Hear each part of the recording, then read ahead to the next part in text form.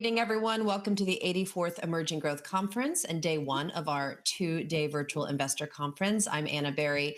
Just a few notes. Today, we're running until 4:30 Eastern. When we switch to the next company, you'll see a black screen for a moment. Don't go anywhere. That's just us moving to the next company. If you do experience downtime, refresh your browser. Everything usually works properly once you do that. And our platform does work best on Google Chrome. Now, during each company's presentation today, you can submit questions through the webcast module, and the presenters will attempt to address as many of these questions at the end of their presentation. And remember, all of our conferences, they're uploaded to the Emerging Growth Conference YouTube channel, so please subscribe, youtube.com/Emerging Growth Conference. Happy to begin with BitFuFu Inc. Trades on the Nasdaq under the symbol FUFU. It's a world-leading Bitcoin miner and mining services innovator who's committed to empowering the global Bitcoin network through its industry-leading cloud mining platform, rapidly scaling infrastructure, and innovative mining services. Happy to welcome the VP of Investor Relations, Charley Brady. Nice to see you, Charley. Welcome to the conference today. Thanks, Anna. Appreciate it. Thanks for having us. All right, the floor is yours. Call me back when you're ready for some questions. Great, will do. Thanks. So this is our typical disclaimer slide. I won't go through it all, but just be aware that we are making forward-looking statements on this call. So who we are, as Anna said, we're a Bitcoin miner, a world-leading Bitcoin miner, depending on how you arrange it. Top 5 or 6 Bitcoin miner in the world globally. We also provide mining services. So we're not just a self-miner, but we have a cloud mining business as well, where we offer cloud mining and the opportunity for customers to mine Bitcoin on their own without having to go through the complex infrastructure and build out that you would as a self-miner. And I'll get into that in just a few more minutes. And she said, one of the reasons the founding of the company was really to empower the global Bitcoin network. The founding of Bitcoin really is based on decentralization and making it accessible to everyone.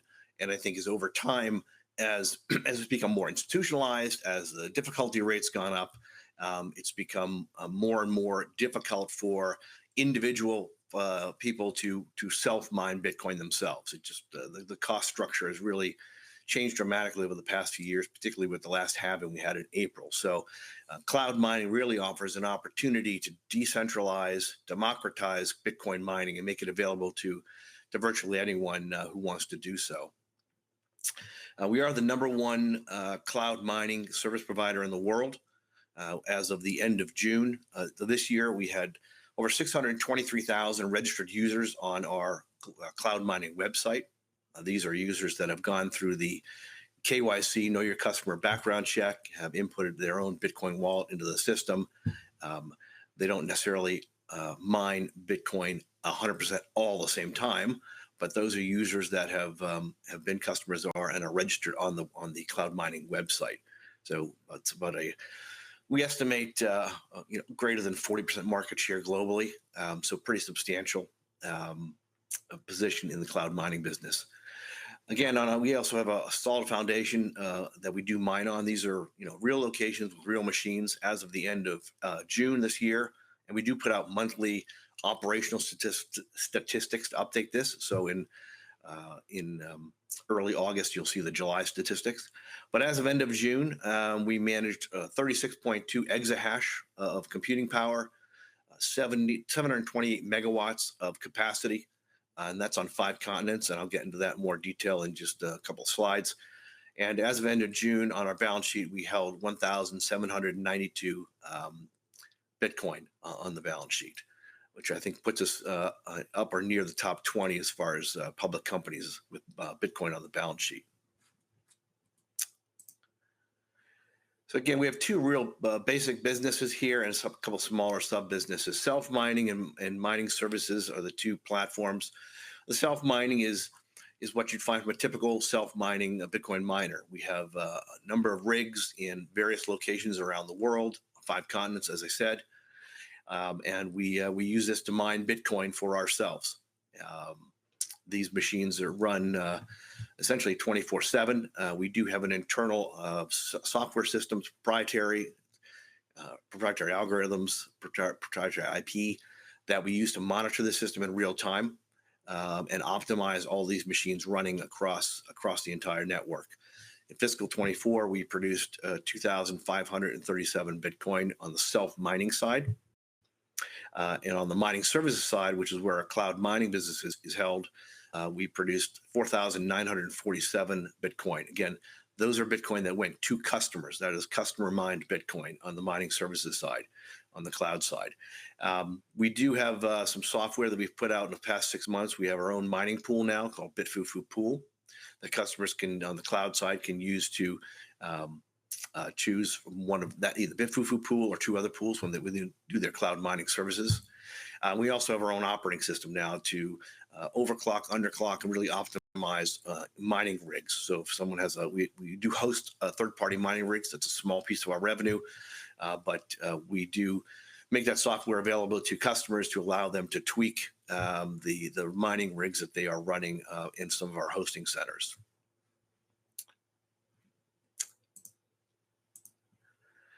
So this gives you a sense of the track record we've had over the past several years. The company was founded late 2020, I think this December 2020. So real first year of operations was 2021. You can see from 21 through end of calendar year 2024, we've had pretty substantial growth. Revenue growth is 65% CAGR. Our adjusted EBITDA growth is 173% CAGR. And you can see how we're positioned over the past 4 years of growth relative to some of the other mining peers out there. We stand up pretty well. And so we're pretty proud of that fact. Also, on the lower right bottom of this corner here, you'll see in terms of the profitability of net income per year. And the company has been profitable from a net income standpoint every single year it's been in operation, which in the mining industry is not something you see from every public company out there. So this is a kind of a map and overview of where our data centers are located. You can see in the U.S. we've got 353 megawatts out of the total 728 we had at the end of June. So just done a little under half there. Ethiopia is the next largest area with 229 megawatts. So a little over 30% of capacity there. And then we're also in Finland, Oman, Indonesia, Brazil, and Paraguay. Of the 728 megawatts that we have globally on these 5 continents, majority of this is leased capacity. We currently secure and own 164 megawatts of this capacity. The rest is leased capacity. The company was founded on a 100% asset-light model where all of the capacity was leased.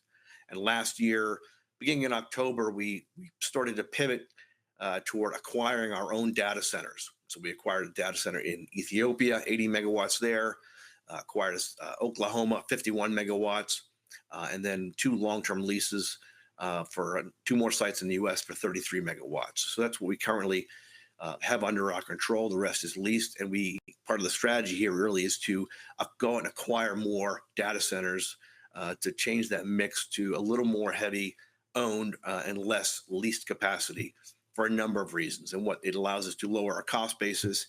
It gives us more control over the hosting contracts as far as longevity and stability of those contracts. And it really allows us to have those data centers positioned if we down the road, if we ever want to pivot into HPC or AI data centers, which you've probably seen some of the miners have started doing or considering doing. So that's kind of the strategy going forward as far as data centers. Our current pipeline of M&A that we're looking at to acquire data centers is somewhere in the neighborhood of 700 to 800 megawatts of capacity. That's globally.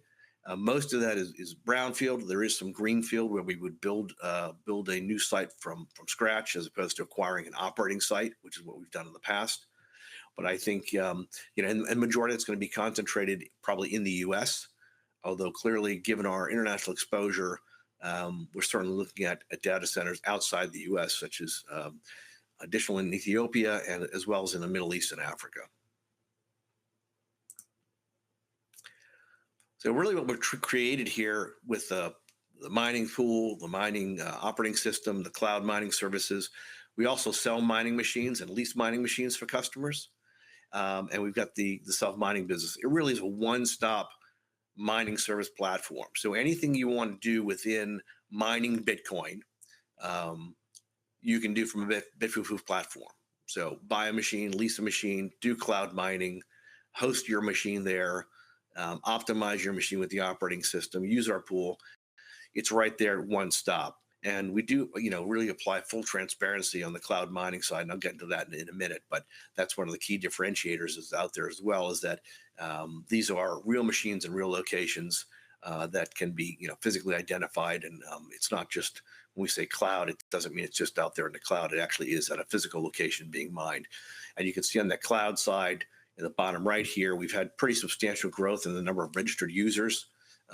Over 100% growth from Q4 2023 through June of this year, and that number continues to grow. And that's really with very little, quite frankly, advertising and marketing effort on our part.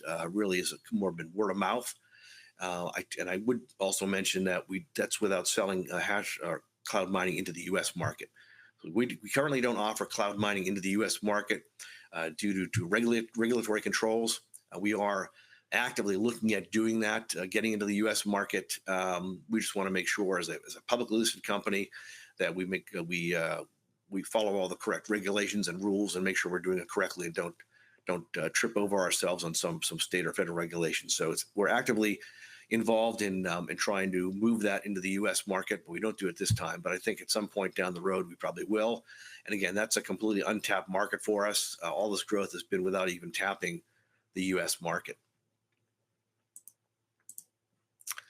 So really into the cloud mining business, and how does cloud mining benefit a user, a customer, and the way versus buying off an exchange? And what we have found over time is that cloud mining allows a customer to acquire more Bitcoin than if they were to acquire directly on an exchange. And part of the reason for this is that when you're buying on the cloud mining side, there's two parts to the fee you're paying. There's the terahash fee per day cost, and there's a service fee per day per cost.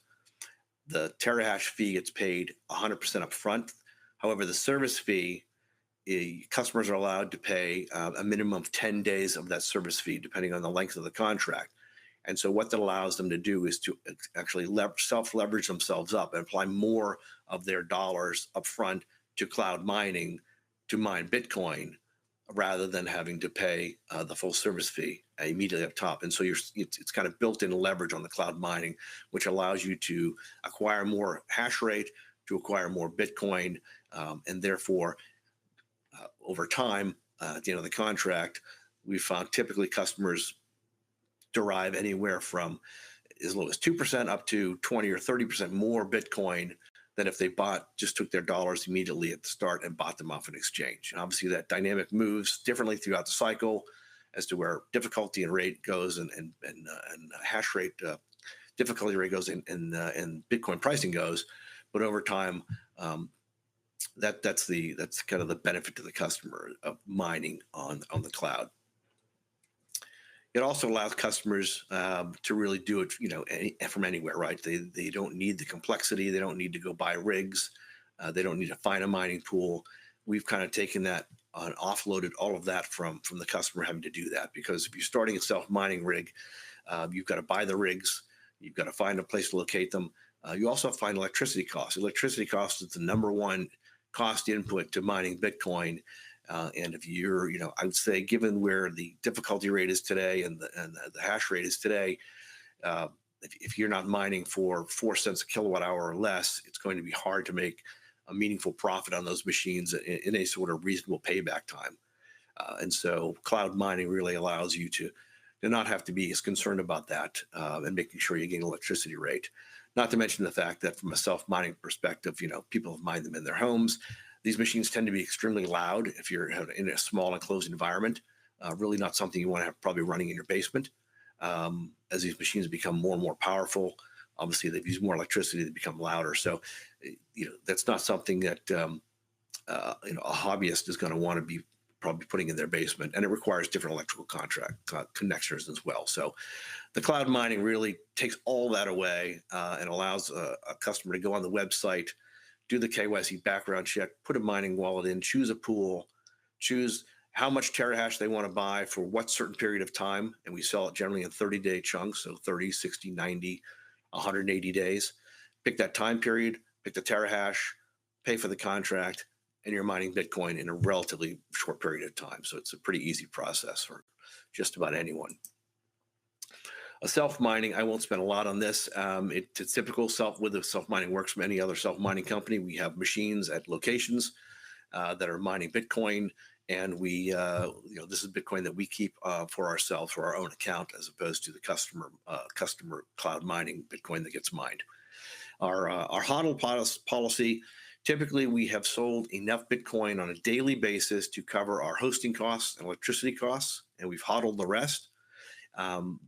We've had some deviation from that. If you go back and look at our monthly operational updates, I believe it was in May, we had sold a bit more than normal Bitcoin because we had paused selling Bitcoin for 3 or 4 months when Bitcoin price was low. And then when Bitcoin got into above 100, I think around 104,000, we sold some Bitcoin to kind of make a catch up on that from working capital purposes. But by and large, our policy really is to hold as much Bitcoin in the balance sheet as possible. We are long-term believers in the long-term value of Bitcoin and see it going substantially higher from where it is today.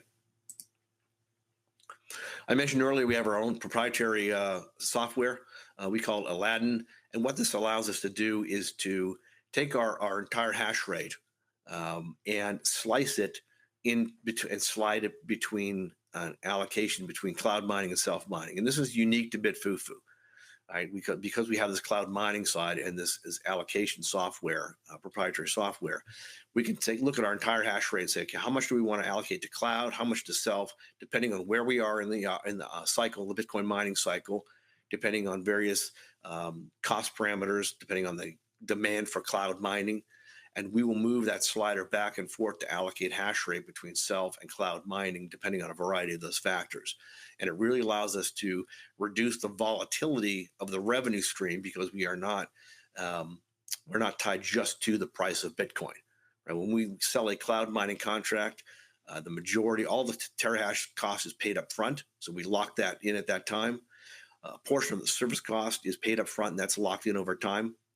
And so that volatility of being tied just to the price of Bitcoin really does get reduced. And cloud mining has been anywhere from 50 to 60% of our total revenue. So it's a large percent of our revenue that is locked in over the life of those contracts. And so among other things, this also handles managing the entire system, optimizing the fleet of miners that we have out there, making sure that they're operating at proper levels. We do guarantee 95% uptime to the cloud mining customer. And so, the way we can do that is because we're monitoring these machines in real time, all the time. And because we have this fleet of networks on 5 continents, if we were to ever have a data center go down, which does not happen, but let's say that happened, we could simply slide some of our self-mining capacity over to the cloud side, and the customer would essentially never see that blip. And that's the reason we can guarantee 95% uptime for customers. We actually run a little bit higher than that. That's the formal presentation. I have a couple of slides at the back just on the first quarter operational highlights and our June operational highlights. Again, I mentioned we do put operational updates out every single month with some of the production numbers. And you can see it for the month of June, we mined 445 Bitcoin versus 400 in May. Of that, 58 of the Bitcoin was mined, self-mined, which is the Bitcoin that BitFuFu keeps, and 387 Bitcoin was mined by customers through the cloud mining operations. At the end of June, we held 1,792 Bitcoin on the balance sheet. And so that's the end of the formal broadcast. I'll turn it back to Anna if there's any questions that I can address. Great job, Charlie. Yes, we do have some questions. Let's see. I want to start with BitFuFu. Do you have a plan to enter the AI HPC area or just stick with mining Bitcoin? Yeah, that's a great question because you have seen a number of miners start to pivot that. Some have gone 100% in going AI and really left the Bitcoin mining scene. We don't do it at the moment. but we're open to looking at the idea. I think part of the issue for us is right now we've got to acquire more data centers. Right, as I mentioned, we have 164 megawatts out of the 782 that we actually control. But to do HPC AI, you have to own the data centers. You can't do it from a lease model as an operator. And so I think as we go out and acquire more data centers, and we've said we want to get to a gigawatt of additional controlled capacity by the end of 2026. And so as we get through the next 12, 18 months, we get more critical mass on that. I think that's something we're going to take a look at. Right now, the cost structure between HPC AI and Bitcoin mining data centers is it's a multitude of 8 to 10x higher as far as cap cost goes.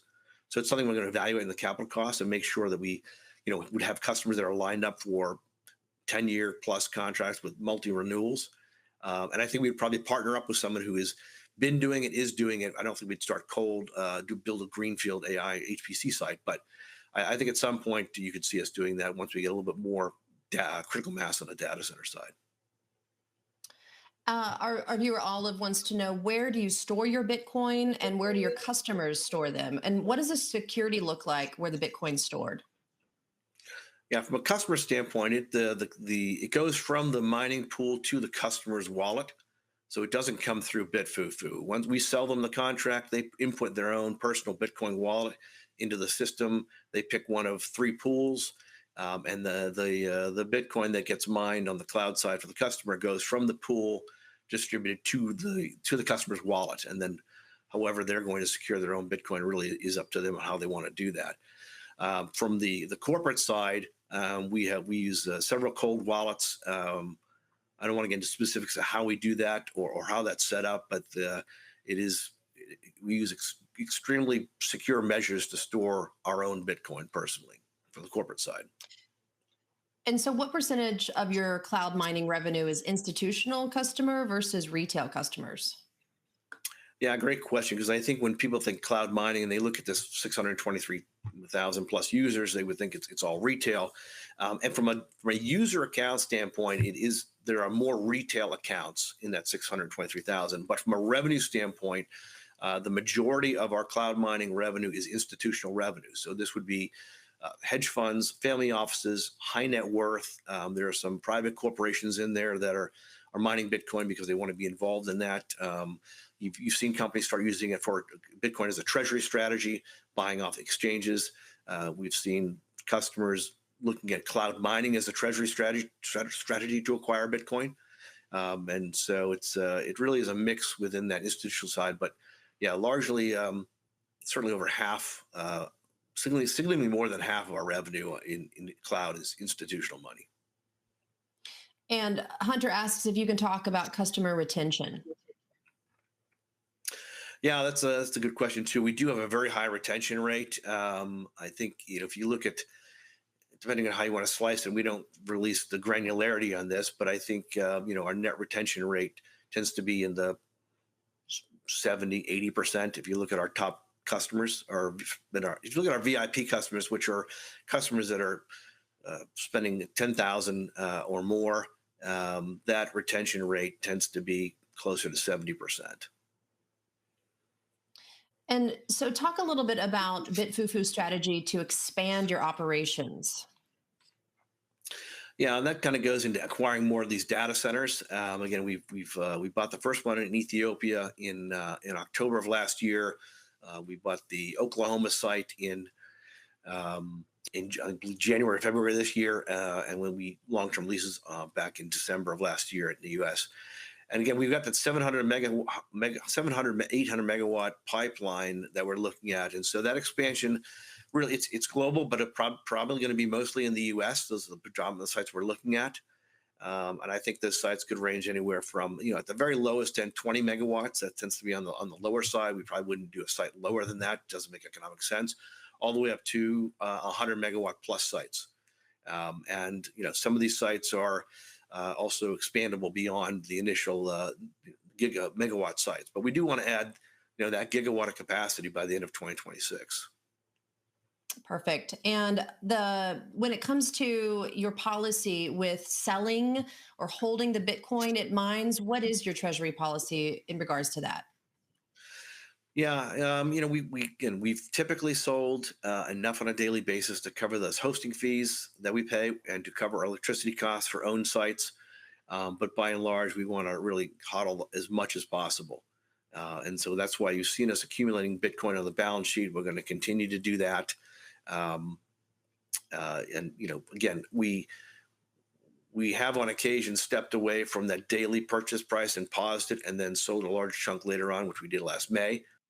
But on a typical run rate for us is to sell just enough on a daily basis to cover the hosting costs and electricity costs to run the data centers.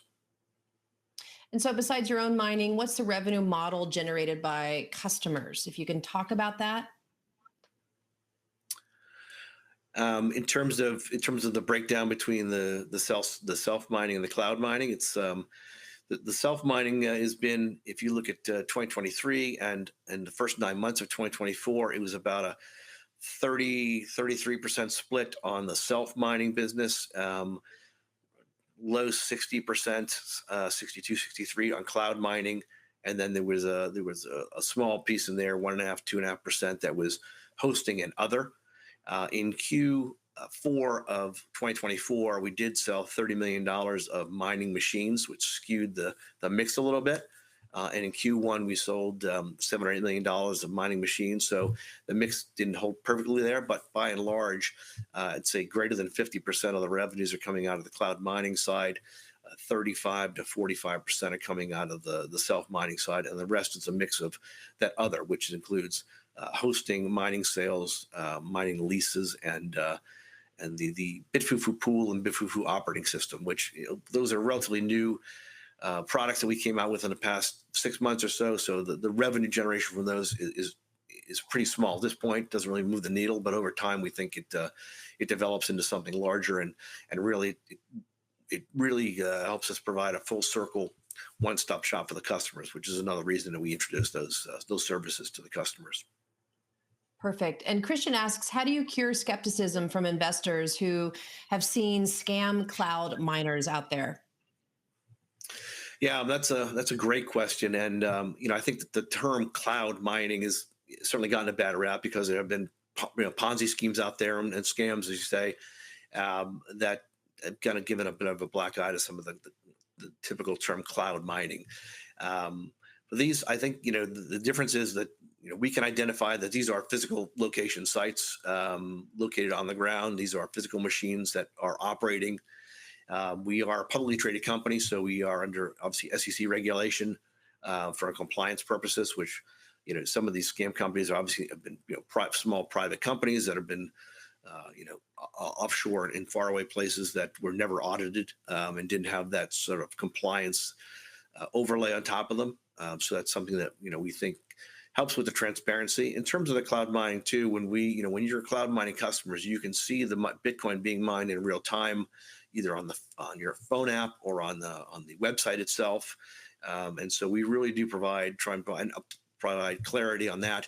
And the pricing up front is very clear. Here's what you're going to pay for terahash. Here's what you're going to pay for the service fee. And here's, that's the cost of life of the contract. It doesn't change. Regardless of what the price of Bitcoin does. And so I think that, you can look at the 623,000 users that we have on the website, the market share we have on the website over the number of years of cloud mining. I think that, and the number of repeat customers that we have, I think really points to, some of the clear integrity that the cloud mining business that BitFuFu has versus some of these earlier so-called cloud mining companies where there really wasn't any Bitcoin being mined. And Charley, I want to give you an opportunity to answer this last question, and feel free to close with this however you would like. But for a potential customer who might know nothing about Bitcoin, how would they get started with you and why? Yeah, I think I'll answer the why first. The why is because the cloud mining side really doesn't require you to have a lot of knowledge about Bitcoin or blockchain or how it actually works. Certainly, we encourage our customers to learn as much as we can. And if they go to our website, there's a lot of educational material on Bitcoin and blockchain and cloud mining that they can dig into. But the second point is why I do it really is from a complexity and ease standpoint, right? You go on there, it takes, you do the KYC background check.